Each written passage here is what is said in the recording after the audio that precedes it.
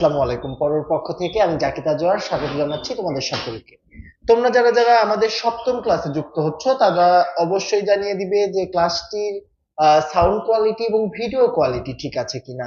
সেই সাথে তোমরা জানিয়ে দিবে যে বন্ধুদেরকে একটু মেনশন দিয়ে জানিয়ে দিবে। এবং আজকে আমরা কিন্তু খুবই ইম্পর্টেন্ট টপিক নিয়ে আমরা আলোচনা করি। আমরা অবশ্যই প্রতিদিনই গুরুত্বপূর্ণ যে টপিকগুলো আছে সেগুলো প্রথমে শেষ করার যে প্রয়াস সেটি করছি। তো আজকে আমাদের সেই টপিকটি হচ্ছে বাংলাদেশের জনসংখ্যা, এবং এই টপিকটাতে আমরা শিক্ষা এবং ক্ষুদ্র যে নিগোষ্ঠী আছে সেটা নিয়ে একটু কথা বলবো, এবং যোগাযোগ ব্যবস্থা নিয়ে কথা বলবো। যোগাযোগ ব্যবস্থা বলতে বুঝতেই পারছো, স্বভাবতই আমাদের যে সকল মেগা প্রজেক্ট গুলো হয়েছে আমরা সেগুলো নিয়ে কথা বলবো, যেগুলো পরীক্ষার জন্য খুবই গুরুত্বপূর্ণ। ওকে, সুরভিকে দেখতে পাচ্ছি, ওয়ালাইকুম আসসালাম। নুসরাতকে দেখতে পাচ্ছি, ওয়ালাইকুম সালাম। ওকে, ভিডিও এবং সাউন্ড ক্লিয়ার আছে, আমি এইটুকু জানতে পেরেছি তোমাদের মাধ্যমে। তো একটু বন্ধুদেরকে মেনশন করে দাও, এবং খুব দ্রুত সময়ের মধ্যে কিন্তু আমরা ক্লাসটি শুরু করব।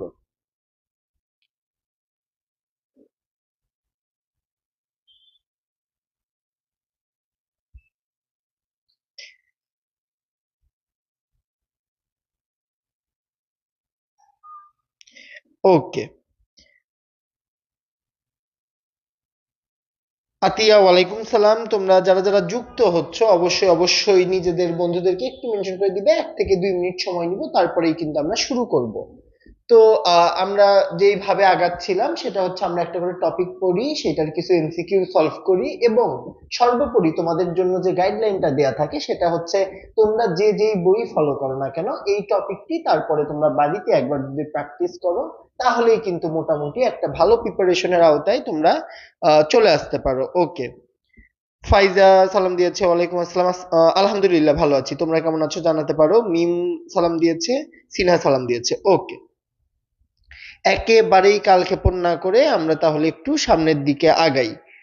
আমরা ফার্স্ট অফ অল আমাদের প্রথম যে টপিক প্রথম থেকেই যাই, বাংলাদেশের জনসংখ্যা নিয়ে একটু কথা বলি।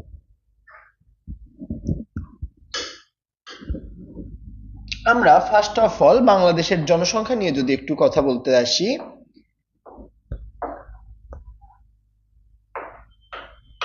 জনসংখ্যার হিসাবটা যখন আমরা করি বা কেউ করে তখন কিন্তু আমাদের একটু কাইন্ড অফ কনফিউশন ক্রিয়েট হয়। কোন জায়গায় কনফিউশন ক্রিয়েট হয়? একটা একদিন জিকে ক্লাস নিচ্ছি, একটা স্টুডেন্ট প্রশ্ন করলো যে ভাইয়া দুঃখিত, জনসংখ্যা আমাকে কোশ্চেন করলো যে ভাইয়া বাংলাদেশের জনসংখ্যা কত। তো আমি স্বভাবতই বাংলাদেশের সব থেকে আপডেটেড যেই জনসংখ্যাটি ছিল, অর্থাৎ সর্বশেষ যে আদমশুমারি হয় সেই ভিত্তিতে অ্যান্সার দিলাম। তারপরে তার মনে কোশ্চেন যে ভাইয়া ওই দিনের পর থেকে তো অনেক মানুষ মারা গেছে, আবার অনেক নতুন মানে ছোট ছোট বাচ্চা জন্মগ্রহণ করেছে, তাহলে এটা আমি একেবারে পারফেক্টলি কেমনে জানবো? এটা আমি শুরুতেই ক্লিয়ার করে দেই। বাংলাদেশে প্রতি 10 বছর পর পর কি হয়? আদমশুমারি হয়। আদম মানে মানুষ, শুমারি মানে গণনা, অর্থাৎ এই মানুষ গণনা হয় কত বছর পর পর? 10 বছর পর পর। কিছু বেসিক তথ্য দিয়ে রাখি, এবং তোমরা যারা পরীক্ষার্থী আছো তাদের কিন্তু এইটুকু তোমরা হয়তো কোশ্চেন ব্যাংক সলভ করে জেনেছো, আহামরি কিন্তু বাইরের কোশ্চেন থেকে পরীক্ষায় আসে না। একেবারে যে বেসিক গুলো আছে এগুলো থেকেই কিন্তু পরীক্ষায় কোশ্চেন চলে আসে। ওকে, ওকে, অনেককেই দেখতে পাচ্ছি, মায়াবীকে দেখতে পাচ্ছি, নাইমাকে দেখতে পাচ্ছি, বিথিকে দেখতে পাচ্ছি, আহ বৃন্দাকে দেখতে পাচ্ছি, রেইনকে দেখতে পাচ্ছি। সকলকে ওয়ালাইকুম সালাম। এবং যারা জিজ্ঞেস করেছো কেমন আছি, আলহামদুলিল্লাহ ভালো আছি। তোমরা জানাতে পারো তোমরা কেমন আছো। তো যে বিষয়টি বলছিলাম, বাংলাদেশের জনসংখ্যা প্রতি 10 বছর পর পর গণনা করা হয়। কত বছর? 10 বছর। এগুলো একটু খাতায় ছোট্ট ছোট্ট করে লিখে নিবে। এবং বাংলাদেশের সর্বশেষ জনসংখ্যা কত, এই ব্যাপারটা একটু জানাবে তোমরা। তোমরা যারা যারা ক্লাসে আছো আমাকে একটু জানাবে যে বাংলাদেশের সর্বশেষ জনসংখ্যা কত।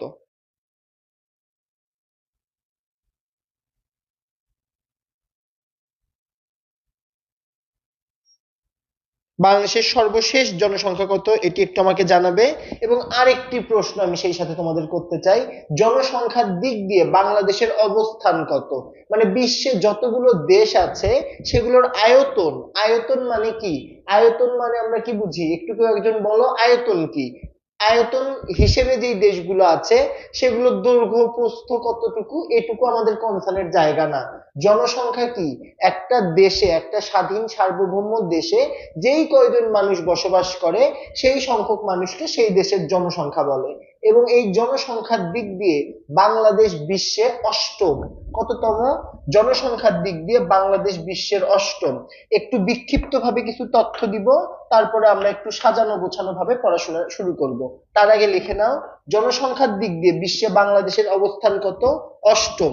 লিখে নিয়েছো কিনা একটু বলো আমাকে। ওকে, এগুলো কি লিখে নিচ্ছ তোমরা সবকিছু? ওকে, অষ্টম, চমৎকার চমৎকার। নাইমা অ্যান্সার দিয়েছে, আতিয়া অ্যান্সার দিয়েছে, আহ ইশরাত অ্যান্সার দিয়েছে, মাহিয়া অ্যান্সার দিয়েছে, পলাশ অ্যান্সার দিয়েছে। ওকে, ঠিক আছে।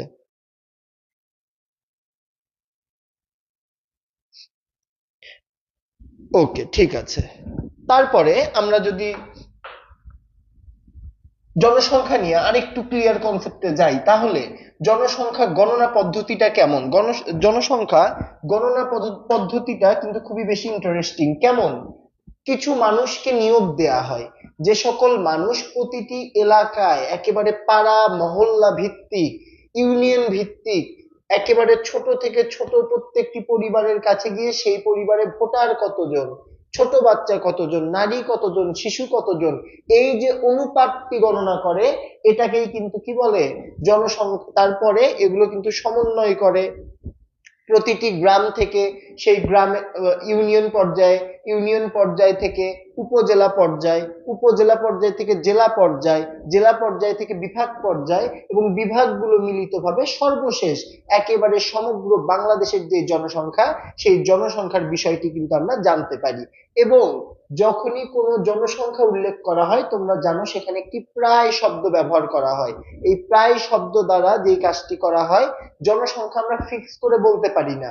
আজকে আমি এখনই পুরো বাংলাদেশের জনসংখ্যা গুনে ফেললাম, তার কিছুক্ষণের মধ্যেই নতুন জন্ম বা মৃত্যুর কারণে কিন্তু আমার এই সংখ্যার যে তারতম্য বা পার্থক্য সেটা কিন্তু দেখা যেতে পারে। ওকে, জিকে কিছুই বুঝতে। ওকে, ঠিক আছে। সুরমা, দেখেন জিকে একটা খুবই স্বতন্ত্র একটা বিষয়। আপনি বাংলা বা ইংলিশ যখন পড়বেন তখন আপনার মধ্যে একটা টেন্ডেন্সি থাকে যে আমি এর আগের ক্লাসগুলো না করলে আমি এখন নতুন করে কিছু বুঝবো না। বাট জিকে এমন না, জিকে প্রত্যেকটা টপিক স্বতন্ত্র। আপনি যদি আজকে থেকে এই টপিক শুরু করেন, এটাই আপনার জিকের জন্য ফার্স্ট লিসেন। ডাজেন্ট ম্যাটার আপনি আগের ক্লাস করেছেন কিনা, ডাজেন্ট ম্যাটার যে আপনি আগের বিষয়গুলো সম্পর্কে জানেন কিনা, যে যেদিন থেকে ক্লাস করছেন তার জন্য ওইটাই কিন্তু প্রথম ক্লাস হিসেবে ধরে নিয়ে আপনারা করতে পারেন। কারণ জিকে তে আলটিমেটলি একটার সাথে আরেকটা কিন্তু খুব একটা বেশি রিলিভেন্ট না, বা জিকের একটা টপিক পড়ার জন্য আরেকটা টপিক জানার কোনো প্রয়োজন হয় না। আপনারা ক্লাস নিয়মিত করবেন, প্রত্যেকটা ক্লাসেই কিন্তু যথেষ্ট পরিমাণ সাজেশন দেয়া হয় যে কোন জায়গাগুলো টাচ করবেন, কোন টপিক থেকে কোন টপিক থেকে করবেন না। ওকে।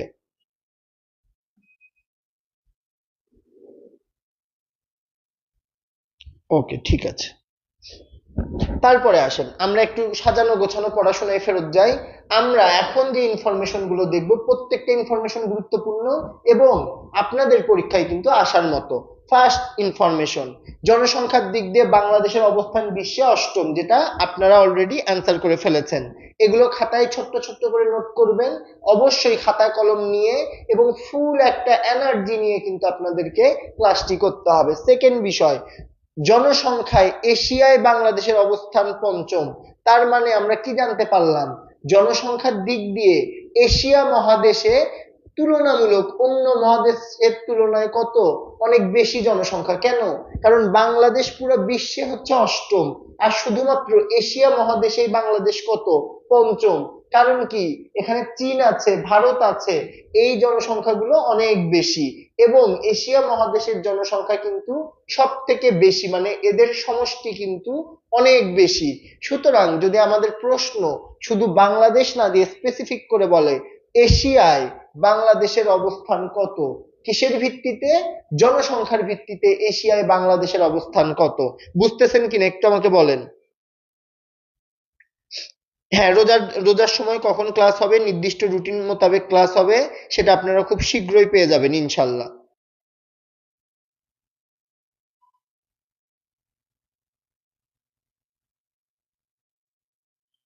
ওকে, তারপরে আসেন জনসংখ্যায় মুসলিম বিশ্বে, অর্থাৎ যে সকল মুসলিম দেশ আছে সেই সকল দেশের মধ্যে কিন্তু বাংলাদেশের অবস্থান কত? চতুর্থ। একটা কোশ্চেনের অ্যান্সার দেন তো, সর্বাধিক মুসলিম কোন দেশে বসবাস করে? এই এমসিকিউ এর অ্যান্সার দেন। সর্বাধিক মুসলিম কোন আহ, দেশে বসবাস করে? এটার একটু অ্যান্সার দিবেন, সবার অ্যান্সার দেখতে চাই।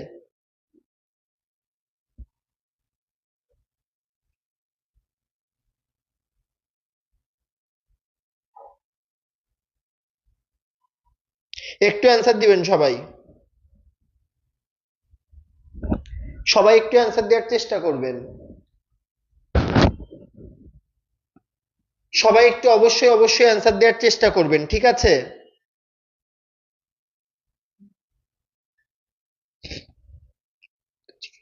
কেন শিরোনাম দেখে বুঝবেন না কেন? বাংলাদেশের জনসংখ্যা, বাংলাদেশের শিক্ষা, যোগাযোগ ব্যবস্থা, এটা না দেখে মানে এটা দেখে না বোঝার কি আছে? এটা তো আমি বুঝলাম না, একটু বলেন তো। ওকে, কি কোশ্চেন করেছিলাম? আমার কোশ্চেনটি ছিল যে বিশ্বের মুসলিম মানে সর্বোচ্চ বেশি মুসলিম বা বিশ্বের সর্বাধিক মুসলিম বসবাস করে কোন দেশে? একটু অ্যান্সার করবেন, সবাই একটু অ্যান্সার করার ট্রাই করবেন। দেখেন, দক্ষিণ পূর্ব এশিয়ার, দক্ষিণ পূর্ব এশিয়ার দেশ বা দক্ষিণ পূর্ব এশিয়ার রাষ্ট্র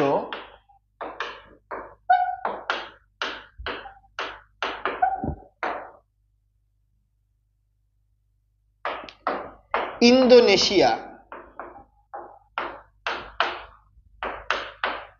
দক্ষিণ পূর্ব এশিয়ার রাষ্ট্র ইন্দোনেশিয়ায় সর্বাধিক পরিমাণ মুসলিম বসবাস করে, এবং এই সর্বাধিক পরিমাণ মুসলিমের আমি যদি বিশ্বের সাথে পার্সেন্টেজ করি তাহলে 13%। 13% মুসলমান, বিশ্বের 13% মুসলমান ইন্দোনেশিয়ায় বসবাস করে। একটু খাতায় লিখে নিবেন, একটু খাতায় লিখে নিবেন, সৌদি আরব না, একটু খাতায় লিখে নিবেন, 13% সহ লিখে নিবেন। লেখা হলে একটু বলতে হবে, লেখা হলে একটু বলতে হবে যে ভাইয়া শেষ। সিইউ এর কয়েকটা টপিক বলেন। হ্যাঁ, সিইউ এর জিকে এর একটা সাজেশন ক্লাস আপনারা খুব দ্রুতই পেয়ে যাবেন ইনশাল্লাহ। আমরা যেই টপিকগুলো আপনাদের পড়তে হবে বা গুরুত্বপূর্ণ, একটা ছোট ভিডিও দিয়ে দেওয়ার চেষ্টা করব। ওকে, একটু সবাই বলেন যে এইটুকু লেখা শেষ কিনা। তারপরে আসেন, তারপরে আমরা যদি দেখি জনসংখ্যায় বাংলাদেশ দক্ষিণ এশিয়ায় কততম? দক্ষিণ এশিয়ায় জনসংখ্যার দিক দিয়ে বাংলাদেশ তৃতীয়। এই তথ্যগুলো দেখেন, একই তথ্য, বাংলাদেশ কততম কিসের দিক দিয়ে? জনসংখ্যার দিক দিয়ে, কিন্তু ভ্যারাইটির জায়গা কোনটা? আপনার কোশ্চেনটা ট্রিকি কোশ্চেন আসতে পারে। তাই তার মানে এখানে কিন্তু বিশ্বে একবার বিশ্বে থাকতে পারে, এখানে আপনাদের এশিয়া থাকতে পারে, মুসলিম বিশ্বে থাকতে পারে, দক্ষিণ এশিয়া থাকতে পারে, আবার সার্কভুক্ত দেশে কিন্তু বাংলাদেশের অবস্থান জানতে চাওয়া হতে পারে। তো প্রত্যেকটি ব্যাপার কিন্তু গুলিয়ে ফেলা যাবে না, খুব ভালোভাবে কিন্তু মনে রাখতে হবে। দেখেন, এইভাবে লাস্টের দুইটা মনে রাখবেন, বাংলাদেশ দক্ষিণ এশিয়া এবং সার্কভুক্ত দেশ এই দুইটাই তৃতীয়। বাংলাদেশ দক্ষিণ এশিয়া এবং সার্কভুক্ত দেশে কত? তৃতীয়। সবাই একটু কমেন্ট করেন, মনে থাকবে।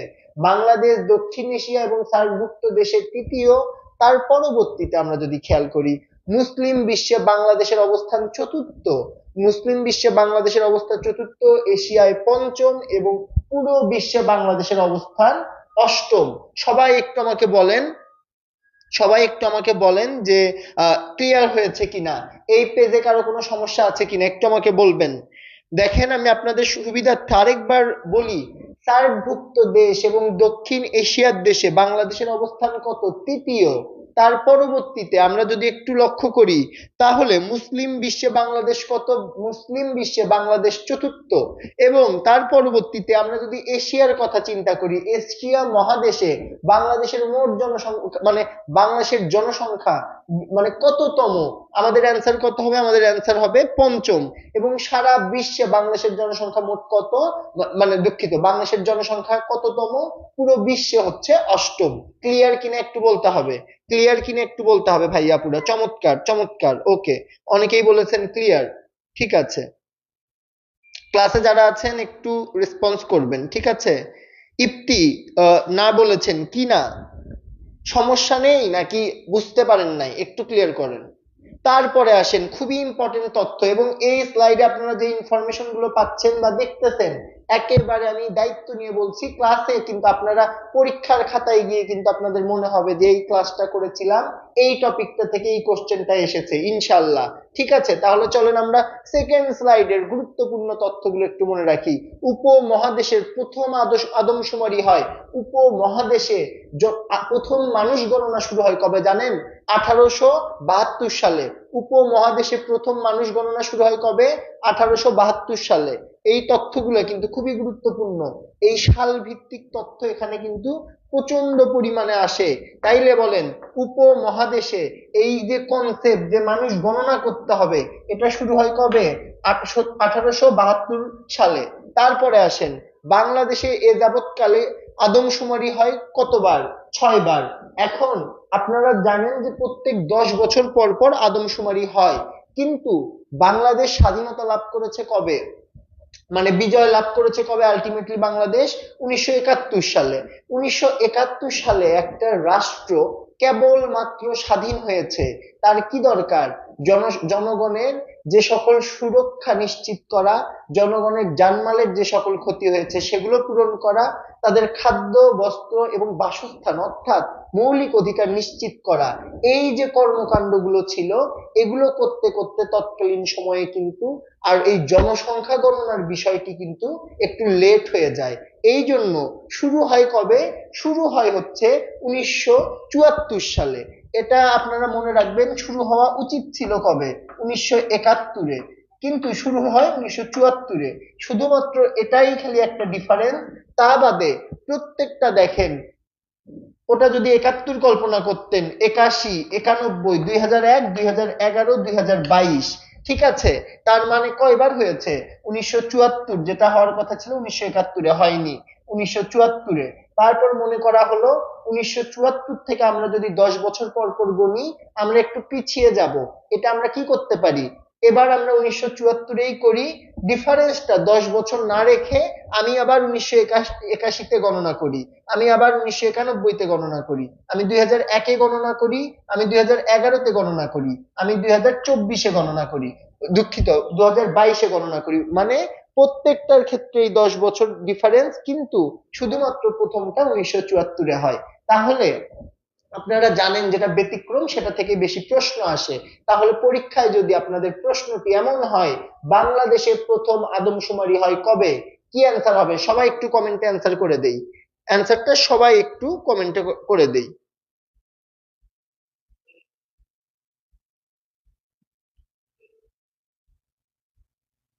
একটু সবাই আমরা একটু অ্যান্সারটা করে দেই।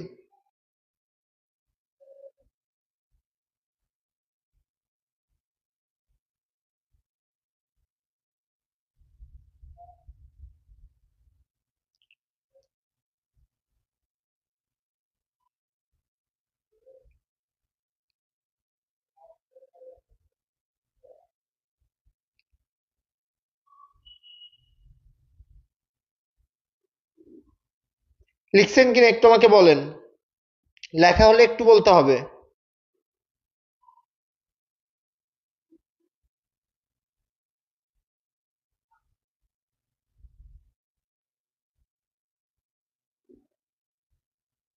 একটু অ্যান্সার করতে হবে।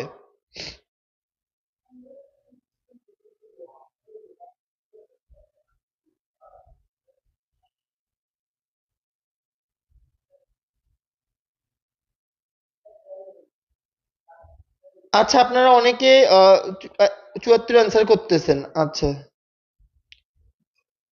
কি লিখেছেন?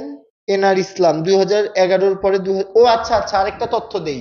দেখেন 2011-র পরে কবে হওয়ার কথা ছিল? 2021। কেন 2021-এ আদমশুমারি হয়নি একটু আমাকে বলেন তো? 2021-এ আদমশুমারি না হওয়ার কারণ কি আপনারা সবাই জানেন, প্রত্যেকেই জানেন, একটু বলেন তো, একটু বলার চেষ্টা করেন তো।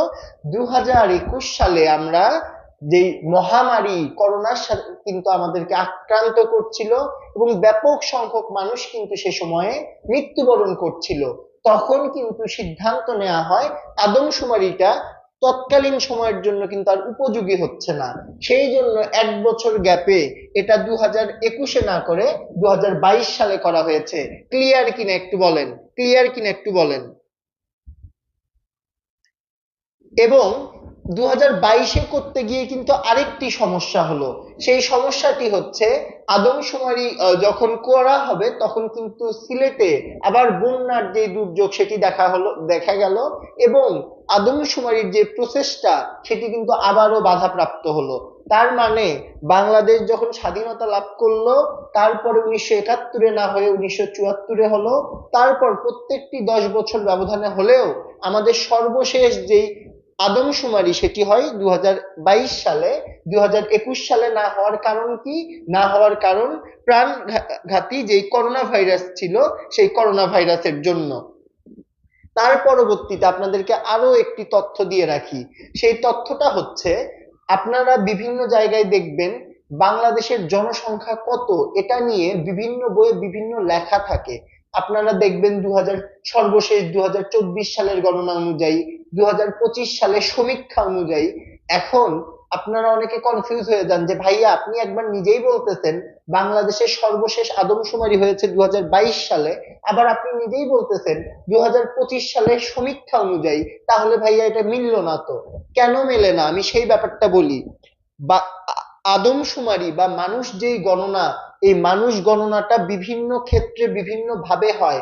বাংলাদেশ বা যে কোনো দেশের আদমশুমারি একটা করে হচ্ছে সরকার কর্তৃক, বা যেটা সর্বজন স্বীকৃত, এবং বিভিন্ন সময় নিজেদের প্রয়োজনে বেসরকারি উদ্যোগে কিন্তু আদমশুমারি করা হয়। মানে ধরেন কোনো একটা কোম্পানি বা কোনো একটা সংস্থা বা বিশ্বের কোনো একটা সংস্থা, কথার কথা ইউনেস্কোর প্রয়োজন বাংলাদেশের জনসংখ্যা কত সেটার তারা একটা সমীক্ষা বা কিছু তথ্য দিবে। তারা নিজেদের মতো কিন্তু এই ইনফরমেশনটা কালেক্ট করে, সেই ইনফরমেশনটা ইন্টারনেট বেস হইতে পারে, মাঠ পর্যায়ে হইতে পারে, এর মাধ্যমে কিন্তু তারা আপডেট একটা তথ্য দিল। কিন্তু গ্রহণযোগ্য কোনটা? সব সময়ই যেটা মেইন সরকার কর্তৃক বা কেন্দ্রীয় সরকার কর্তৃক যে আদমশুমারি করা হয় সেটাকে আমরা মেইন ধরবো। বুঝতে পেরেছেন কিনা, ক্লিয়ার কিনা একটা আমাকে বলতে হবে।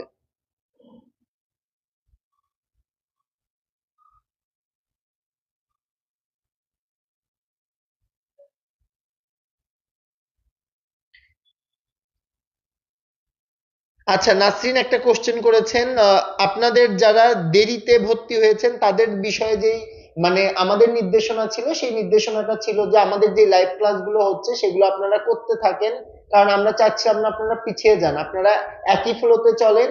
এবং বিগত যেই ক্লাসগুলো ছিল সেটা নিয়ে আপনাদের সাথে যে ডিসিশন নেওয়া হবে বা ডিসিশন মেকিং এর যে জায়গাটা, সেটা কিন্তু কর্তৃপক্ষ আপনাদের সাথে এই বিষয়ে কথা বলে নিবে।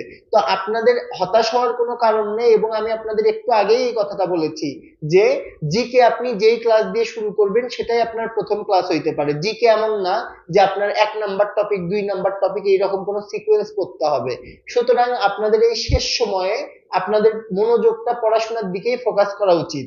মানে আপনারা বাহিরের চিন্তাটা এত বেশি করতেছেন যে আপনাদের মেইন ক্লাসের যেই বিষয়টা বা যেটা আপনাদের শিখতে হবে বুঝতে হবে, ওই সময়টা কিন্তু আপনারা ওয়েস্ট করতেছেন।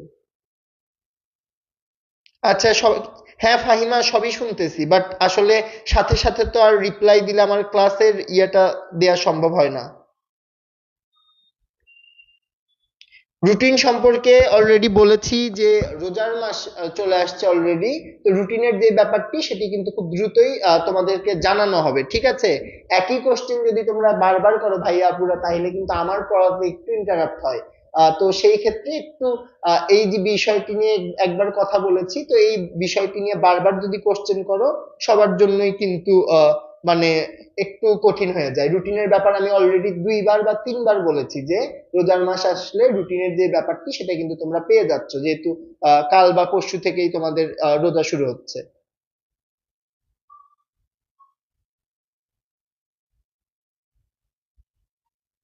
ওকে। আর সেকেন্ড বিষয় মানে এই বিষয়গুলো কিন্তু অফিসিয়াল বিষয়, তো এগুলো তোমরা একটু হোয়াটসঅ্যাপে কথা বলে নাও, তাহলে কিন্তু বেটার হবে। ওকে, এই পর্যন্ত ক্লিয়ার কিনা একটু আমাকে বলো, তারপরে আসো। এই পর্যন্ত ক্লিয়ার কিনা একটু বলতে হবে।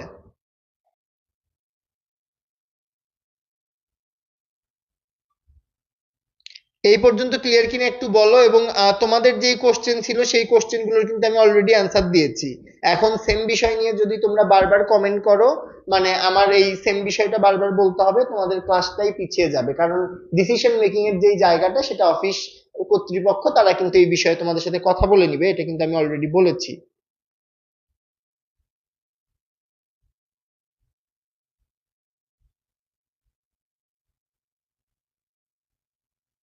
ওকে।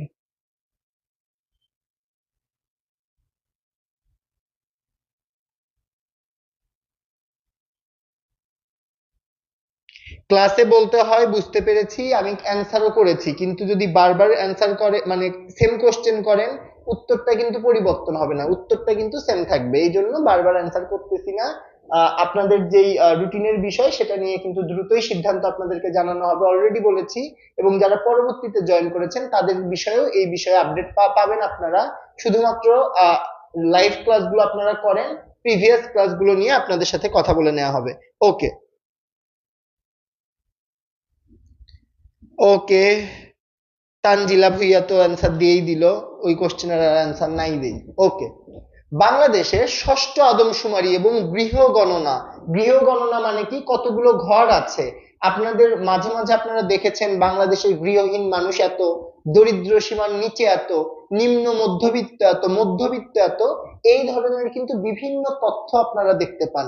তো এই যে মানে শুমারি হয়, জনসংখ্যা শুমারির সাথে সাথে কিন্তু অর্থনৈতিক যে ব্যাপার, ঘর আছে কয়জনের, ঘর নেই কয়জনের, কোন এলাকায় বেশি ঘর বাড়ি আছে, কোন এলাকায় অধিক মানুষ বসবাস করে, এবং ঘনত্বর যে ব্যাপারটা, এগুলো সবকিছু মিলেই কিন্তু মোটামুটি এই কাজটা হয়।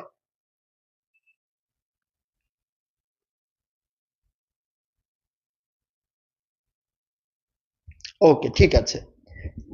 তারপরে আসেন, আদমশুমারি কোন 6 বার হয় এটা নিয়ে আপনাদের সাথে অলরেডি কথা বলেছি, 74, 81, 91, 2001, 2011 এবং 2022। 2022-এ হওয়ার কারণ মহামারী করোনার জন্য। ওকে। বাংলাদেশের প্রথম আদমশুমারি হয় 1974-এ, যেটা আপনারা অলরেডি জানেন। এবং বাংলায় প্রথম 10 বছর ভিত্তিক আদমশুমারি অনুষ্ঠিত হয় 1872 সালে। এই বাংলা বলতে কি বাংলাদেশ বুঝাচ্ছে? এই বাংলা বলতে কি বুঝাচ্ছে একটু বলবেন? এই বাংলা বলতে কি বোঝাচ্ছে? এই বাংলা বলতে কি বোঝাচ্ছে, কারণ বাংলাদেশের জন্মই যেখানে হয়েছে 1971 সালে, তাইলে 1872 দ্বারা কোন বাংলা বুঝাচ্ছে বা কোন অঞ্চলকে বুঝাচ্ছে, এই বিষয়টা আপনারা একটু শেয়ার করবেন।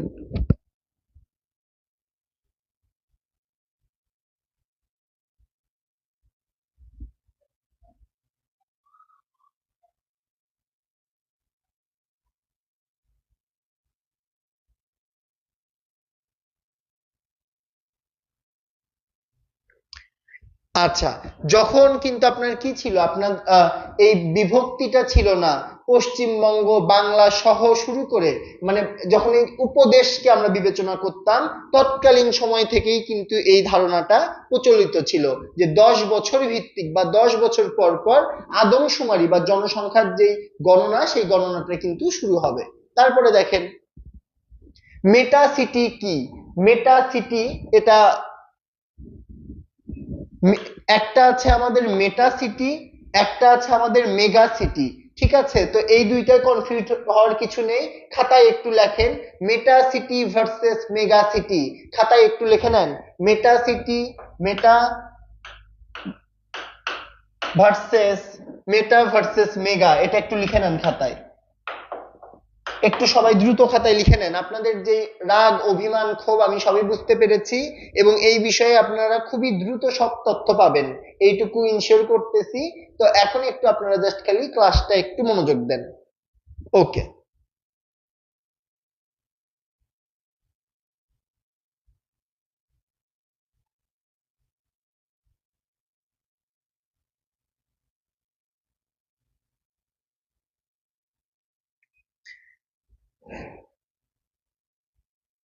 লেখা হয়েছে কিনা একটু আমাকে বলেন।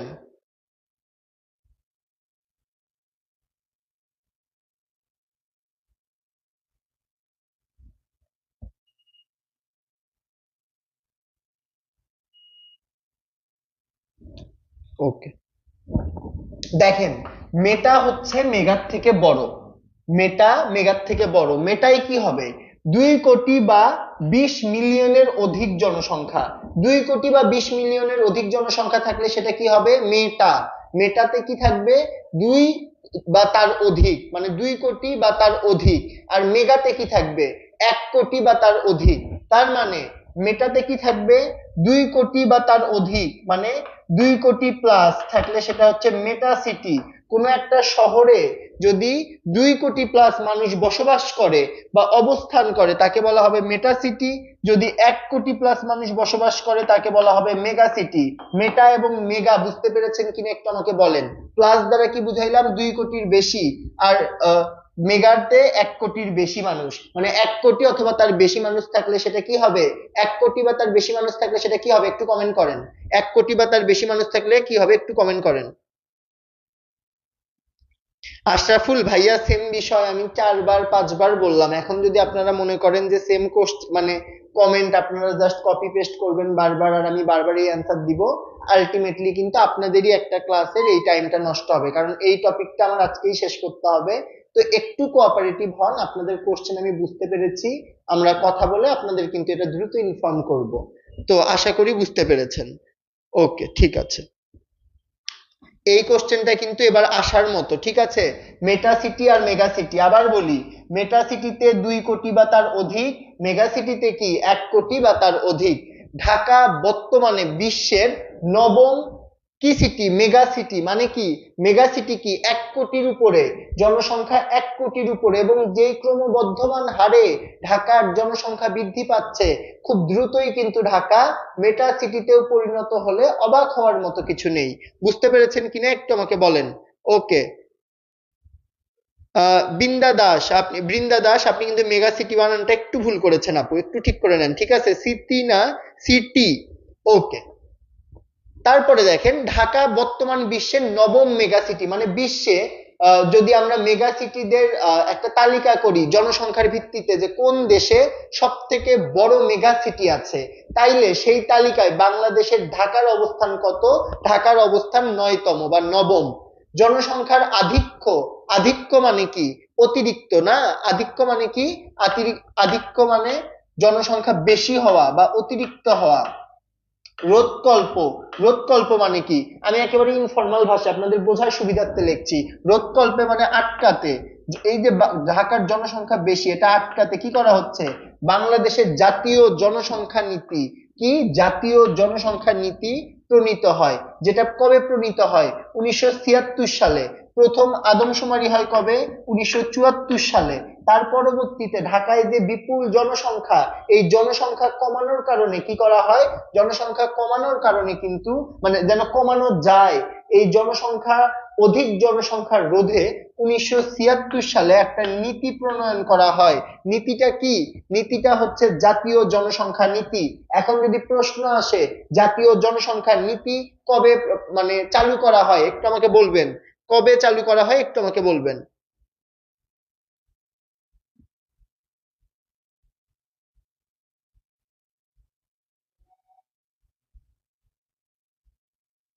বুঝতে পেরেছেন কিনা একটু আমাকে বলেন।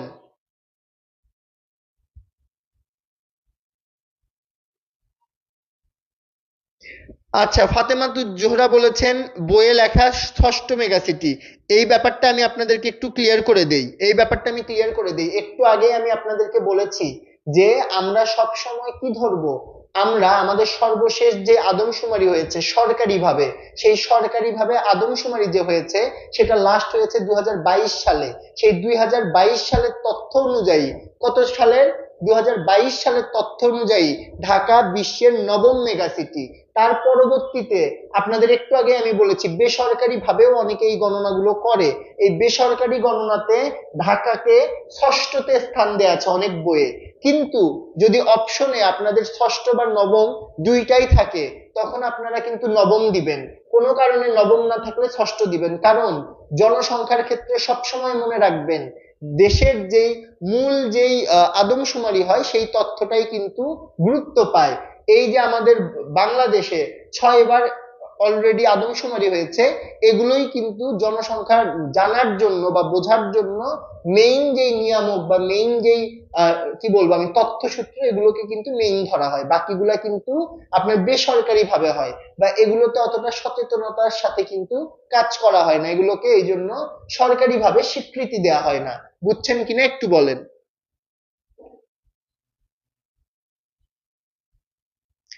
রোজারিও, সেম কথা এতবার বললেন না আপু, আপনি বলেছেন আপনাদের নতুনদের আমি বলেছি যে আপনাদের যে লাইভ ক্লাসগুলো হচ্ছে সেগুলো করেন, পুরাতন ক্লাসের বিষয়ে আপনারা আপনাদের কি নির্দেশনা সেটা দ্রুত কর্তৃপক্ষ জানাবে। এখন এই ব্যাপারটি আপনারা বারবার সেম জিনিস বললে আসলে আমার উত্তরটা তো সেম উত্তরই আমার বারবার দিতে হবে। ক্লাসের টাইমটা একটু আমরা একটু কোঅপারেট করি। আপনাদের এমন যদি হয়তো আপনাদের কোশ্চেন আমি বুঝিনি বা আমি মানে পড়িনি বা আপনাদের রিপ্লাই দেইনি, তাইলে বারবার করতে পারতেন। এই 1 মিনিট পর পর Ashraful same message copy paste করতেছে, আর আপনারা 2-4 জন সেম বিষয় নিয়ে কথা বললে আসলে আমাদের দুইজনের জন্যই কিন্তু জিনিসটা একটু খারাপ হবে। আপাতত আমাদের যেহেতু মানে পড়ার একটা টাইমে আমরা আছি, আপনাদের কোশ্চেন আমি বুঝেছি, এটা নিয়ে দ্রুতই আপনাদের সাথে আমরা আলোচনা করব। ওকে। আদমশুমারি মানে জনসংখ্যা গণনা করা। ওকে, ঠিক আছে, আদমশুমারি মানে কি জনসংখ্যা গণনা করা। তারপরে দেখেন বাংলাদেশের কিশোর অপরাধের আচ্ছা ঠিক আছে, কিশোর অপরাধ বলতে কি একটা নির্দিষ্ট বয়স, সেই বয়সটা কবে থেকে কবে, 7 বছর থেকে 16 বছরের যে সকল যুবক বা যুবতী আছে, মেইনলি এখানে মেয়েদেরকে বাদ দেওয়া হয়, মেইনলি এটা কিন্তু কিশোর বা যুবক না, অ্যাকচুয়ালি সরি, এটা যে কিশোর আছে বা বয়স সন্ধিকাল পর্যায়ে যে সকল ছেলেরা আছে, তাদের নেতৃত্বে বা তাদের দ্বারা যে সংগঠিত হওয়া যে সকল অপরাধ আছে, সেই সকল অপরাধকে কি বলে, কিশোর অপরাধ বলে। এই কিশোর অপরাধের বয়সসীমা কত, একটা ছেলের বা একটা শিশুর যদি বয়স 7 থেকে 16 হয়, শিশু কেন বললাম, এখন অনেকে বলবে ভাইয়া 16 বছরের মানুষ শিশু হয় কেমনে। বাংলাদেশের যে নীতিমালা, সেই নীতিমালা অনুযায়ী 18 বছরের নিচে প্রত্যেকটি মানুষই এক একজন করে শিশু। তো আপনাদের মধ্যে কেউ শিশু থাকলে জানাতে পারেন যে যার 18 বছর এখনো কমপ্লিট হয়নি। তো বাংলাদেশের আইন অনুযায়ী 18 বছরের নিচে সকলেই শিশু, এবং সেই অনুযায়ী কিশোর অপরাধের বয়স সীমা 7 থেকে 16 বছর।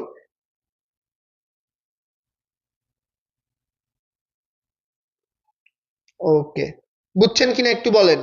মেয়েরা করলে অ্যাকচুয়ালি মেয়েরা ওইভাবে কিশোর অপরাধ করে না, বা মেয়েরাও যদি করে তখন সেটাও কিশোরী অপরাধ না, সেটাও কিন্তু কিশোর অপরাধী।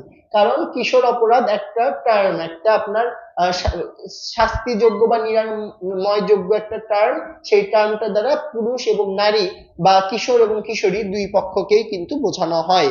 এবং বাংলাদেশের নাগরিকের ভোটার হওয়ার সর্বনিম্ন বয়স কত, 18 বছর।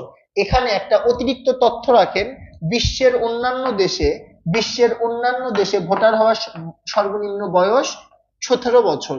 বিশ্বের উন্নত বিভিন্ন দেশে বা অন্যান্য দেশে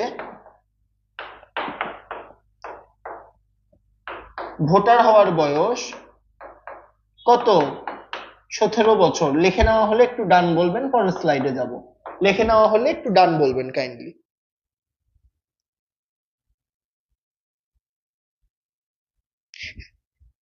হ্যাঁ নিশাদ, আমি আপনাদের সমস্যাটা বুঝেছি এবং খুব দ্রুত, একেবারে খুবই দ্রুত আপনারা সমাধান পাবেন ইনশাল্লাহ, আমি এইটুকু আশ্বস্ত করতেছি। ঠিক আছে, নেক্সট ক্লাসের আগে এটার বিষয়ে একদম 100% সমাধান পাবেন। ওকে, অনেকেই শিশু আছে। ঠিক আছে।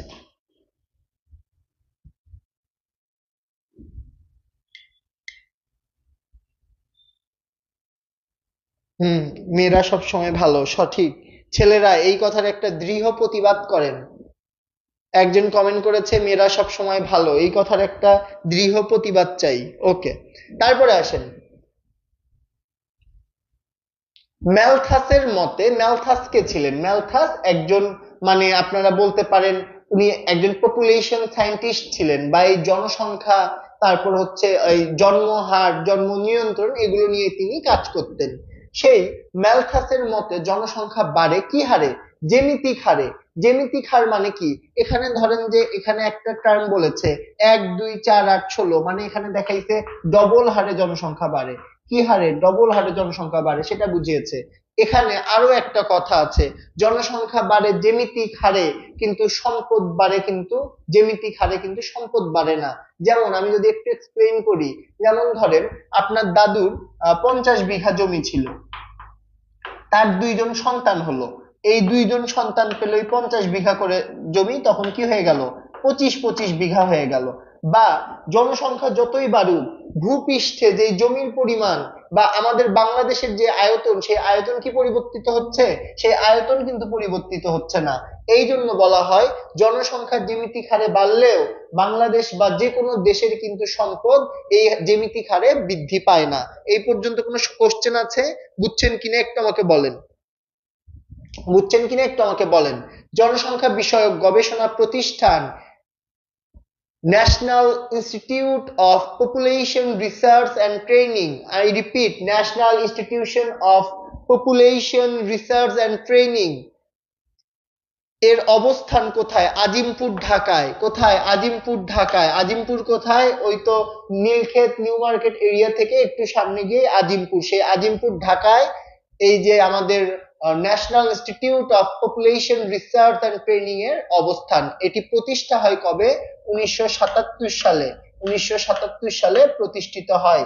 একটু খাতায় লিখতে হবে ভাইয়া, পুরা লেখা হলে একটু ডান বলতে হবে, লেখা হইলে একটু ডান বলতে হবে, ঠিক আছে? ওকে।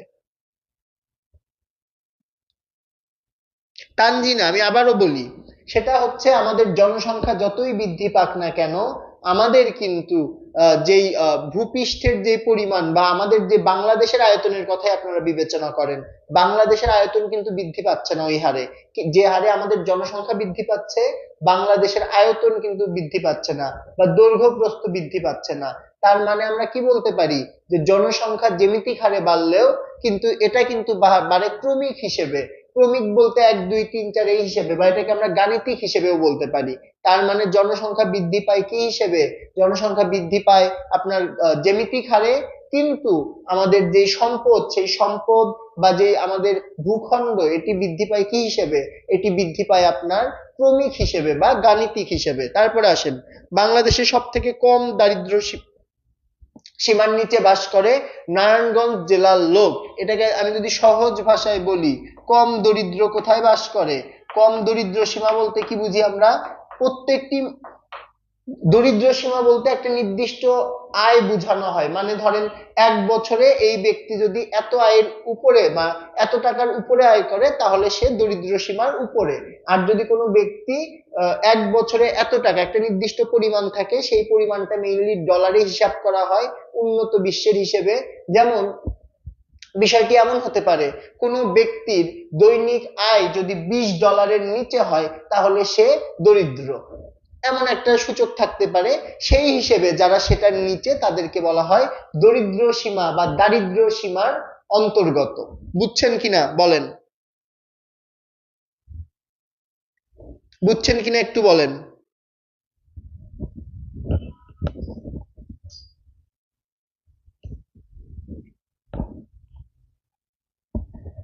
ওকে, ওকে, যাদের নারায়ণগঞ্জ জেলা তারা খুব খুশি হয়ে যাচ্ছে।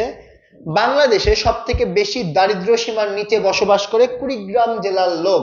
কুড়িগ্রাম জেলাটি মানে আপনার রংপুর বিভাগের অন্তর্গত। তিস্তা নদীর পরবর্তীতে এটার অবস্থান, মানে তিস্তা নদীর যে তিস্তা ব্রিজ আছে, সেই ব্রিজটা পার হলে কিন্তু কুমিল্লা, মানে দুঃখিত, কুড়িগ্রাম শুরু হয়। তো এখানে আমরা কি দেখলাম, যে সব থেকে বেশি দরিদ্র সীমার নিচে বাস, কম দরিদ্র সীমা, অর্থাৎ দরিদ্র সীমা একেবারে খুবই কম বা বাংলাদেশের সব থেকে নিম্ন দরিদ্র সীমার মানুষ কোন জেলায় বসবাস করে? নারায়ণগঞ্জ। আর সব থেকে বেশি কুড়িগ্রাম। এখন বলেন, কুড়িগ্রামের কেউ আছেন কিনা? কুড়িগ্রামের কেউ থাকলে রেসপন্স করতে পারেন, জানি এখন কেউ রেসপন্স করবেন না। আচ্ছা, হোয়াট এভার, চলেন পরেরটাই যাই। পার্বত্য চট্টগ্রামের অধিবাসীদের, দুঃখিত, আদিবাসীদের প্রধান উৎসব কি? বৈশাখী।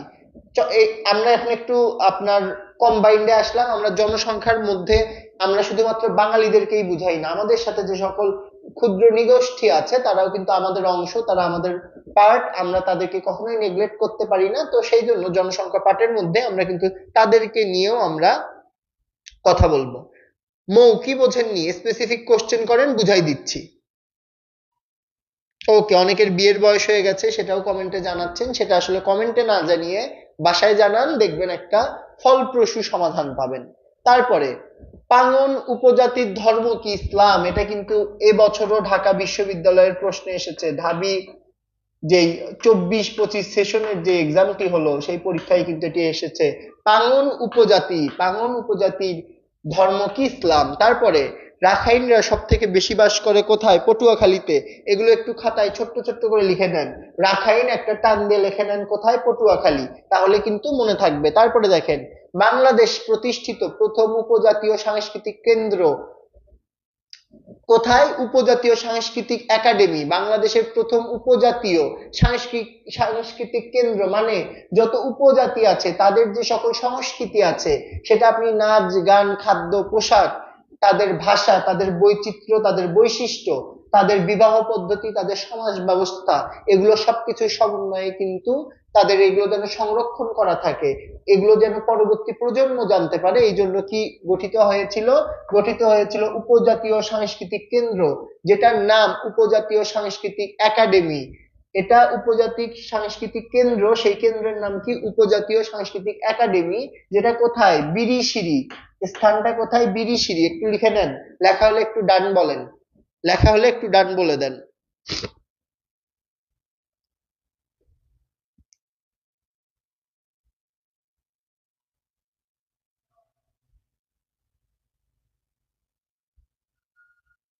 একটু লেখা হলে ডান বলে দেন।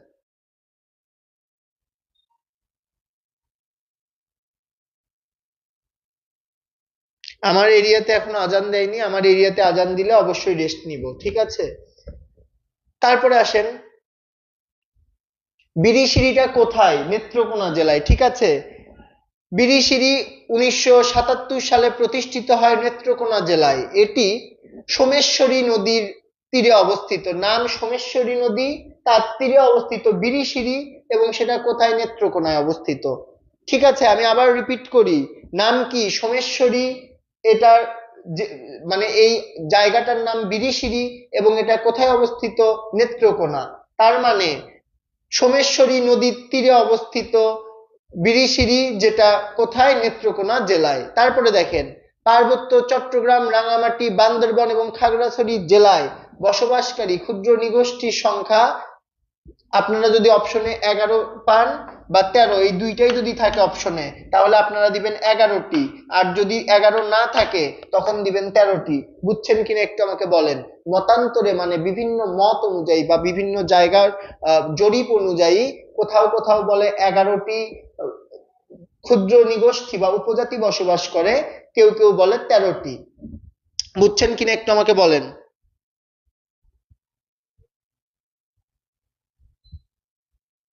বুঝছেন কিনা একটু আমাকে বলেন।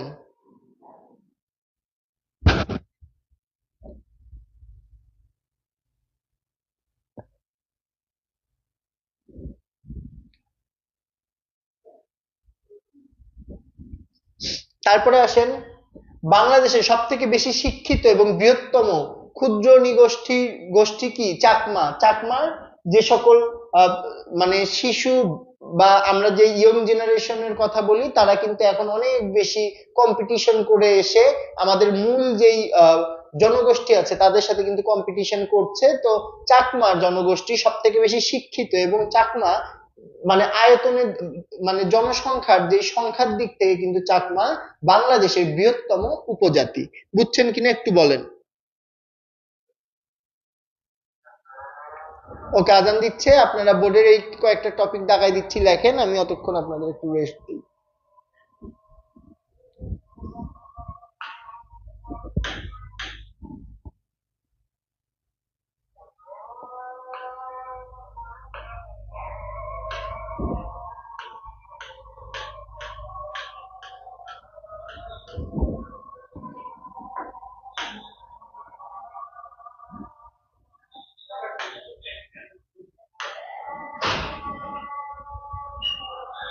একটু লিখে নিবেন সবাই।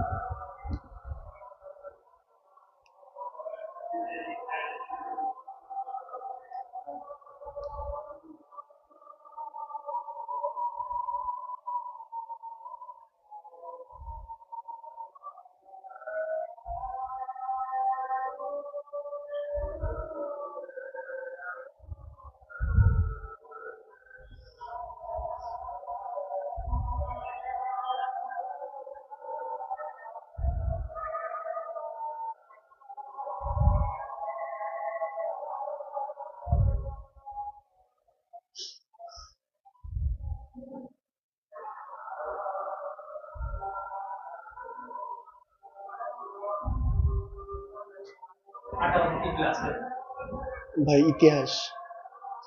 হ্যাঁ, স্লাইড দিয়ে দিচ্ছি।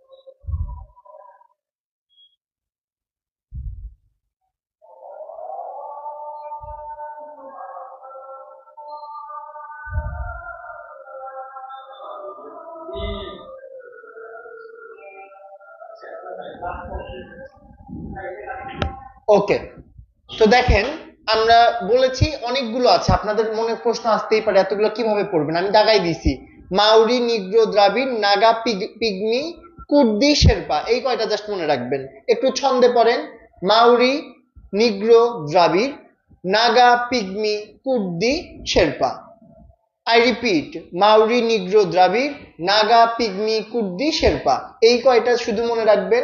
এবং এখান থেকে সব থেকে গুরুত্বপূর্ণ যেটি, ব্রিটিশ বণিকদের বিরুদ্ধে নিগোষ্ঠী নেতা বিদ্রোহ করেছিলেন, তার নাম কি? জোয়ান বক্স খা। কি নাম? জোয়ান বক্স খা। এটা অবশ্যই অবশ্যই মনে রাখবেন, এবং এটা আপনাদের কিন্তু জাতীয় বিশ্ববিদ্যালয়ে ভর্তি পরীক্ষায় কিন্তু চলে আসার মতো একটা প্রশ্ন।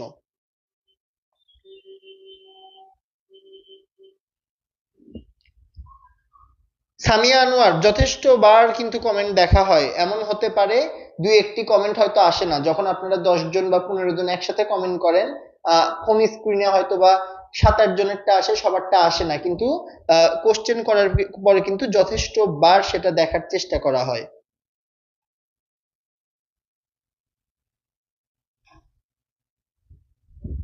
বুঝছেন কিনা বলার পরে যখন দেখি 7-8 জন ইয়েস লিখেছে বা হ্যাঁ লিখেছে, তখন ওই প্রশ্নটি কিন্তু স্কিপ করা হয়। আদারওয়াইজ এমন কোনোদিনই হয়নি যে 3-4 জন 5 জন বলেছে বুঝিনি তারপরেও সেই টপিকটা স্কিপ করা হয়েছে, এমন কিন্তু কোনোদিনই হয়নি। ওকে, তারপরে আসেন, উপজাতিদের জীবনধারা নিয়ে সর্বাধিক বই লেখেন কে? আব্দুস সাত্তার। অরণ্য জনপদে এবং অরণ্য সংস্কৃতি, এই দুইটি বই কিন্তু তার অনেক ফেমাস। উপজাতিদের জীবনধারা নিয়ে, মানে তাদের ভাষা কেমন, তাদের সাহিত্য কেমন, তাদের খাদ্য পদ্ধতি কেমন, তাদের পরিবারটা পিতৃতান্ত্রিক নাকি মাতৃতান্ত্রিক, তাদের শাসন ব্যবস্থা কেমন, এই যে যাবতীয় বিষয়, যতগুলো জনগোষ্ঠী আছে তাদের নিয়ে সর্বাধিক বেশি বইকে লিখেছেন, সর্বাধিক বেশি বই লিখেছেন আব্দুস সাত্তার। ঠিক আছে, একটু লিখে নেন এই আব্দুস সাত্তার, লিখে ব্র্যাকেটে লেখেন উপজাতিদের নিয়ে লেখা সর্বাধিক বই। তারপরে জুম চাষের বিকল্প পদ্ধতি সল্ট। এখন জুম চাষ বলতে কি বোঝায়? জুম চাষ কি একটু বলেন তো ভাইয়াপুরা? জুম চাষ কি একটু বলেন, বলে ফেলেন জুম চাষ কি?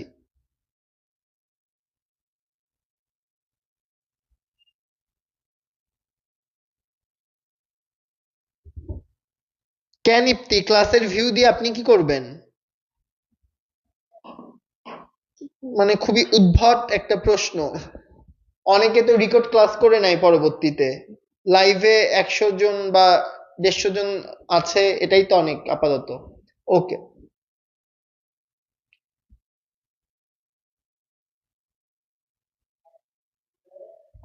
কানিজ ফাতেমা গ্রুপে অ্যাড হয়ে যান, গ্রুপে অ্যাড হলে তাইলে ক্লাসের স্লাইড গুলো অটোমেটিক পেয়ে যাবেন। গ্রুপে অ্যাড হইলে অটোমেটিক ক্লাসের স্লাইড গুলো পেয়ে যাবেন। এখন যেটা বলছিলাম, জুম চাষ হচ্ছে পাহাড়ি যে এলাকাগুলো আছে সেই এলাকায় কিন্তু সমতল জমি না। এই পাহাড়ের বিভিন্ন ফাঁকে ফাঁকে যে ধরনের চাষ করা হয়, কিংবা পাহাড়েরও যে সকল জায়গা একটু সমতল, সেখানেও কিন্তু স্বাভাবিক পদ্ধতিতে চাষাবাদ হয় না। সেখানে আহ বিশেষ বিশেষ কিছু জিনিস আছে যেগুলো চাষাবাদ করা যায়, যেমন নর্মালি একটা নর্মাল জায়গায় আপনি কলা গাছ লাগাতে পারেন, কিন্তু পাহাড়ের জন্য কিন্তু পাহাড়ি কলা গাছ আছে। বা এই ধরনের যে সকল আহ ভাবে পাহাড়ে কাল্টিভেশন বা যেই উৎপাদন পদ্ধতি আছে সেগুলো কিন্তু জুম চাষ বলেই মোটামুটি পরিচিত। ওকে, পাহাড়ের চাষের পদ্ধতি অ্যাকচুয়ালি এটাই। জি, অ্যাকচুয়ালি পাহাড়ে যেই চাষ করা হয় বা এই যে পদ্ধতি তাকে কি বলা হয়, জুম চাষ। এটার একটা বিকল্প পদ্ধতি হচ্ছে সল্ট। তারপরে সাঁওতাল বিদ্রোহর বিধু কানু অনেক বেশি আলোচিত, এবং এই জায়গা থেকে প্রশ্ন আসে সাঁওতাল বিদ্রোহ সংগঠিত হয় কবে? 1855 থেকে 56। এটা মনে রাখবেন। ভারতের পশ্চিমবঙ্গের ভগনদিহি গ্রাম, এটা এত গুরুত্বপূর্ণ না। সেখানে আপনাদের প্রশ্নটা এমন ভাবে আসতে পারে যে সাঁওতাল বিদ্রোহের নেতৃত্ব দেয় কে? দুইজন ব্যক্তি ছিলেন, সিধু এবং কানু ছিল, তাদের নেতৃত্বে 1855 থেকে 56 সালে সাঁওতাল বিদ্রোহ হয়। আরাং চ্যাং বা রাজ উৎসব কি? খুমিদের সব থেকে বড় উৎসব। খুমিদের সব থেকে বড় উৎসব যদি আসে তাইলে কি হবে? তাইলে আমাদের অ্যান্সার হবে অ্যারাং চান। কিন্তু আপনারা মনে রাখবেন, জাতীয় বিশ্ববিদ্যালয়ে যারা পরীক্ষা দিবেন তাদের বিশেষভাবে আপনারা যেই বই পড়েন না কেন, চাকমা, মারমা, গারো, সাঁওতাল, এই চারটা উপজাতির একেবারে যা কিছু আছে বইয়ে, এগুলো আপনারা যে যে জিকে বই ফলো করেন না কেন বা সাধারণ জ্ঞান বই ফলো করেন না কেন, তাদের কিন্তু এগুলো পড়ে ফেলতে হবে, ঠিক আছে? একটু চমৎকার ভাবে এগুলো পড়ে ফেলবেন। তা বাদেও আমরা ক্লাসে যতটুকু গুরুত্বপূর্ণ দেখা যায় আমরা সেগুলো দেখার চেষ্টা করব। শান্তি বাহিনীর প্রতিষ্ঠাতাকে? মানবেন্দ্র লারমা। শান্তি বাহিনী কেন প্রতিষ্ঠা করা হয়েছিল? পাহাড়ে কিন্তু প্রচুর পরিমাণে কিন্তু মানে কি কি বলবো, দুর্বৃত্তায়ন বা যেই সকল অশান্তি মারামারি এগুলো হতো, বাঙালিরা গেলে তাদের সাথে একটা কনফ্লিক্ট দেখা যেত, বা উপজাতিদের নিজেদের মধ্যে একটা কনফ্লিক্ট দেখা যেত। এবং পাহাড়ে অনেক প্রকারের মানুষ বাস করে, দেখা যেত অনেক সময় পাহাড়ে কিন্তু বহিরাগতরা চলে এসেছে। এই যে কনফ্লিক্ট গুলো, এই কনফ্লিক্ট গুলো থামানোর জন্য, তাদের শান্তি প্রতিষ্ঠার জন্য শান্তি বাহিনী প্রতিষ্ঠা করেছিল কে? মানবেন্দ্র লারমা। লারমা তাদের একটা টাইটেল। তারপরে দেশের একমাত্র উপজাতি খেতাবপ্রাপ্ত মুক্তিযোদ্ধাকে? ইউকে চিং। এটা একেবারে খুবই গুরুত্বপূর্ণ, ইউকে চিং। তিনি কি ছিলেন? মারমা ছিলেন। তিনি বীর বিক্রম উপাধিতে ভূষিত হয়েছেন। এই স্লাইডে কোনো কোশ্চেন থাকলে একটু বলেন। কোন জিকে বই কিনবেন? শেষ সময়, খুবই অল্প সময় আছে। আপনারা জিকে বই হিসেবে যদি কিনতেই হয়, আপনারা যে কোনো একটা জিকে বই কিনতেই পারেন, কিন্তু আমি সাজেস্ট করব খুবই একটা শর্ট বই আছে, যেই বইগুলো আছে ফাইনাল সাজেশন, যেই বইগুলো সেই বইগুলো আপনারা কিনতে পারেন। যেমন মিহির জিকে ফাইনাল সাজেশন আছে একটা, 140 পেজের একটা বই। মানে আহ, দুঃখিত, 120 পেজের একটা বই, সম্ভবত 140 টাকার আশেপাশে আশেপাশে দাম হবে। এই বইটা আপনারা কিনতে পারেন, খুব সহজে রিভিশন দিতে পারবেন। ওকে, এই স্লাইডে কোনো কোশ্চেন আছে নাকি? সিধু আর কানু মনে রাখতে মানে আবার নতুন করে আর কি বলি বলেন, এইটা একটু মনে রাখবেন কষ্ট করে। আর ইউকে চিং, ইউকে চিং দেশের নামের মতো করে মনে রাখবেন। ইউকে, ইউনাইটেড কিংডম, এইরকম মনে রাখবেন। ইউকে চিংকে ইউনাইটেড কিংডম, ইউকে এইরকম করে মনে রাখবেন, হয়তো বা ইজি হইতে পারে। আরো যদি কারো কাছে ইজিয়েস্ট ওয়ে থাকে তাইলে কিন্তু সেটাও বানাই নিতে পারেন, ঠিক আছে। আর সাধারণ জ্ঞান এতগুলো পড়াশোনা, অনেকেই বারবার প্রশ্ন করেন, ভাই এতগুলো যে আপনি বলতেছেন এগুলো কি মনে রাখা সম্ভব? অবশ্যই সম্ভব। একটা জিনিস যখন আপনি 4-5 বার 6 বার রিডিং করবেন, আপনার মুখস্থ করতে হবে না, 6-7 বার রিডিং করবেন, তখন আপনার কি হবে, এই জিনিসগুলো আপনার অটোমেটিক মাথা ক্যাচ করা শুরু করবে। পরীক্ষার হলে যখন অপশন দেখবেন, উত্তর করার সময় 4টা অপশনের মধ্যে একটা অপশন আপনার মনে হবে যেটা কোথাও জানি শুনেছি, এটা কোথায় যেন পড়েছি, ওইটাই অ্যান্সার, ঠিক আছে। এভাবেই জিকে অ্যান্সার করতে হয়। তাছাড়া কারো পক্ষেই সম্ভব না 600 পৃষ্ঠা 700 পৃষ্ঠার বই একেবারে নিলাম আর মুখস্থ করে ফেললাম, এটা কিন্তু সম্ভব না। ওকে,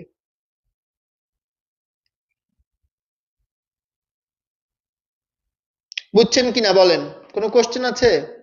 আচ্ছা, এবার দাম বাড়িয়েছে, তাহলে আমার আইডিয়া ছিল না, এর আগের বছর কম ছিল দাম, তো হয়তোবা 220 টাকা করতে পারে, একটু আপনারা এটা দেখে নেবেন। হ্যাঁ, দিগদর্শনও ভালো, ইপ্তির দিগদর্শন বইটিও অনেক ভালো।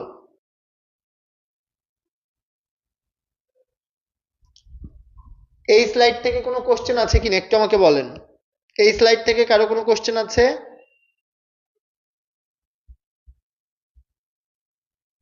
আফরিন বলেছে বুঝেছি। ওকে, ফাতেমাতুজ জোহরা বলছে 990 পৃষ্ঠা, ওটা বিসিএস এর জন্য।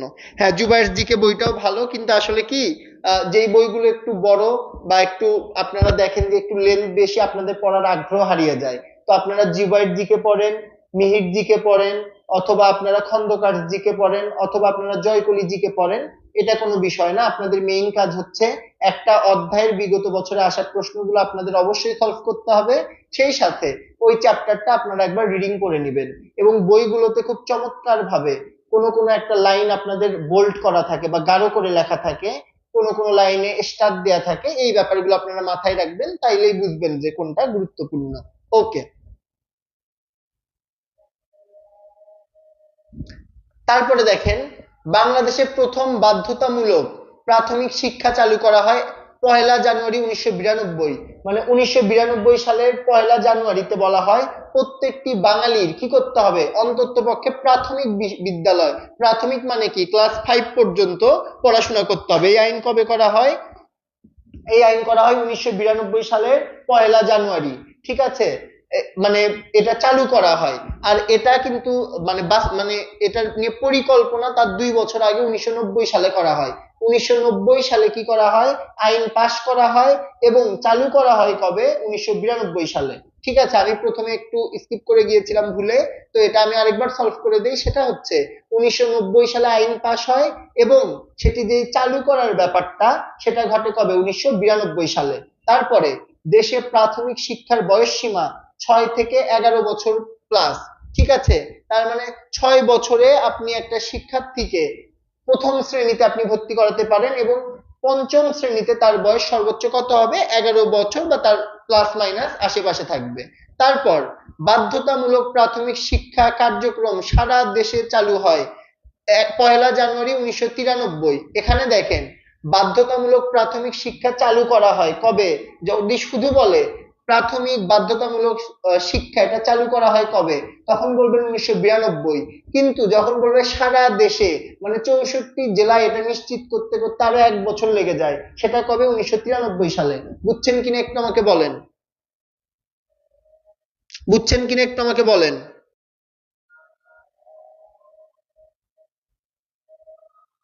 একটু আপনাদেরকে এটা আমি আর একটু ক্লিয়ার করে দেই।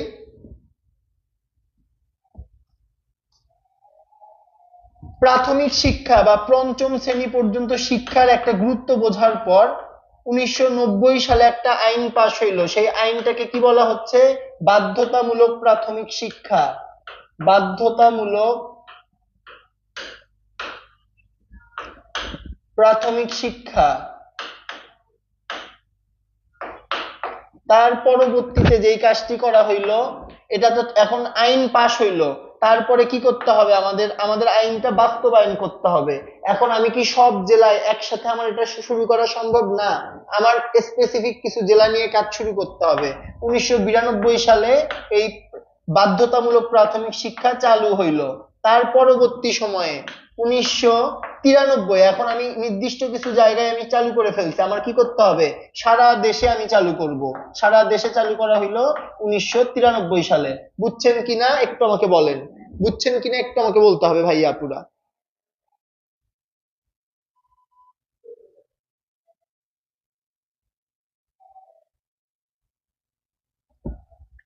ওকে, ঠিক আছে।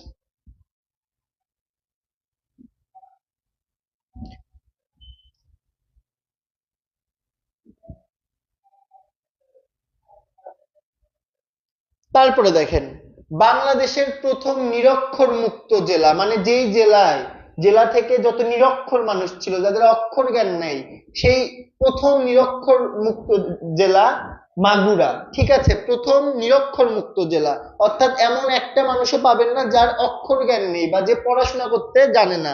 এটা কোন জেলা? মাগুরা। তারপর বাংলাদেশের প্রথম নিরক্ষর মুক্ত গ্রাম কেষ্টপুর ঠাকুরগাঁ। একটু এটা লিখে নিবেন, সেকেন্ডটা বাংলাদেশের প্রথম নিরক্ষর মুক্ত গ্রাম, আগেরটা ছিল জেলা, এটা হচ্ছে গ্রাম, গ্রাম কেষ্টপুর ঠাকুরগাঁ। এবং প্রাথমিক শ্রেণীর ফল প্রকাশের জন্য গ্রেডিং পদ্ধতির অবলম্বন করা হয় 2001 সাল থেকে। ঠিক আছে, এই যে GPA 5,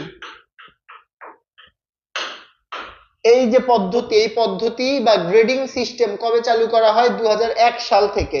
একটু লিখে নেওয়া হইলে বলবেন ভাইয়া ডান, একটু লিখে নেওয়া হইলে বলবেন ভাইয়া ডান।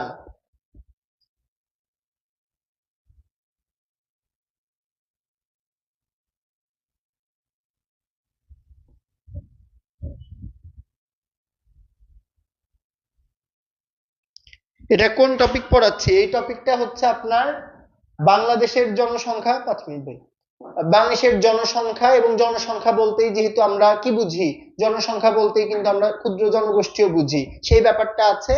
এবং তার সাথে সাথে বাংলাদেশের যোগাযোগ এর জন্য আপনারা কি কি পড়বেন স্লাইডে আমি দিয়ে দিয়েছি, স্লাইডটা দেখলে আপনারা বাকিটা বুঝে যাবেন। ওকে। তারপরে দেখেন, বাংলাদেশের প্রাথমিক এবং গণশিক্ষা বিভাগ প্রতিষ্ঠিত হয় কবে? 1992 সালে। বাংলাদেশের প্রাথমিক এবং গণশিক্ষা, গণশিক্ষা মানে কি? প্রতিটি নাগরিকের শিক্ষা, প্রতিটি নাগরিকের শিক্ষা, গণ মানে কি? প্রতিজন বা সকলে, প্রতিটি নাগরিকের শিক্ষা বিভাগ, এটা প্রতিষ্ঠিত হয় 1992 সালে। প্রাথমিক এবং গণশিক্ষা, এটা পরে আবার শুধুমাত্র বিভাগে আটকে থাকেনি, মন্ত্রণালয়ে গঠিত হয়। মানে একটা মন্ত্রী থাকবে, সচিব থাকবে, উপসচিব থাকবে, অতিরিক্ত সচিব থাকবে, যুগ্ম সচিব থাকবে, তাদের সমন্বয়ে গড়ে ওঠে মন্ত্রণালয়। সেই মন্ত্রণালয়টা গঠিত হয় কবে? 2রা জানুয়ারি 2003-এ। একটু লেখা হইলে আমাকে বলতে হবে ভাইয়া লিখেছি। ওকে, আশা করি লিখে ফেলেছেন। দেশের একমাত্র পূর্ণাঙ্গ আবাসিক বিশ্ববিদ্যালয়, মানে যেই বিশ্ববিদ্যালয়ে কোনো সিট সংকট নেই, যতজন শিক্ষার্থী অতগুলো সিট, এটা কোথায়? জাহাঙ্গীরনগর বিশ্ববিদ্যালয়ে। অনেক বেশি সুন্দর, আপনারা যারা পরীক্ষা দিয়েছেন তারা দেখেছেন অলরেডি, আর যারা পরীক্ষা দেন নাই তারা কিন্তু ঘুরতে হলেও যেতে পারেন। ঢাকা বিশ্ববিদ্যালয়ের জমি দান করেছিলেন কে? নবাব স্যার সলিমুল্লাহ। এবং নবাব স্যার সলিমুল্লাহর নামে কিন্তু একটি হল রয়েছে, যে স্যার সলিমুল্লাহ হল। ঠিক আছে, ঢাকা বিশ্ববিদ্যালয়ে স্যার সলিমুল্লাহ হল রয়েছে। বাংলাদেশে নগর গবেষণা কেন্দ্র ঢাকা বিশ্ববিদ্যালয়ে, সমুদ্র বিদ্যা ইনস্টিটিউট, ঠিক আছে, বা ওসানোগ্রাফি ইনস্টিটিউট, এটা কোথায়? চট্টগ্রাম বিশ্ববিদ্যালয়ে। আর কিন্টার গার্ডেন পদ্ধতির প্রবর্তক জার্মানির, একটু দাঁড়ান, এটা গুরুত্বপূর্ণ, ইনি কোথাকার প্রবাসী? জার্মানি। ফ্লোয়েবল, তিনি কি করেছেন? কিন্টার গার্ডেন পদ্ধতি, অর্থাৎ আমাদের শিশুরা 1 থেকে ক্লাস শুরু করে, কিন্তু তার আগে প্লে, নার্সারি, কেজি, এই তারপর হচ্ছে প্রি 1, প্রি 2, এইরকম বিভিন্ন পদ্ধতি আছে। এই পদ্ধতিটাকে আবিষ্কার করেন জার্মানির ফ্লোয়েবল, আবিষ্কার করেন। তো আজকের এই ক্লাসের এই ব্যাপারগুলো বুঝতে পেরেছেন কিনা একটু আমাকে বলেন। আজকের ক্লাস নিয়ে কারো কোনো কোশ্চেন আছে? আজকের ক্লাস নিয়ে কোনো কোশ্চেন আছে কিনা একটু বলেন। ফয়সাল কি প্রশ্ন করেছেন? ফয়সাল, কোশ্চেনটি আরেকবার করবেন।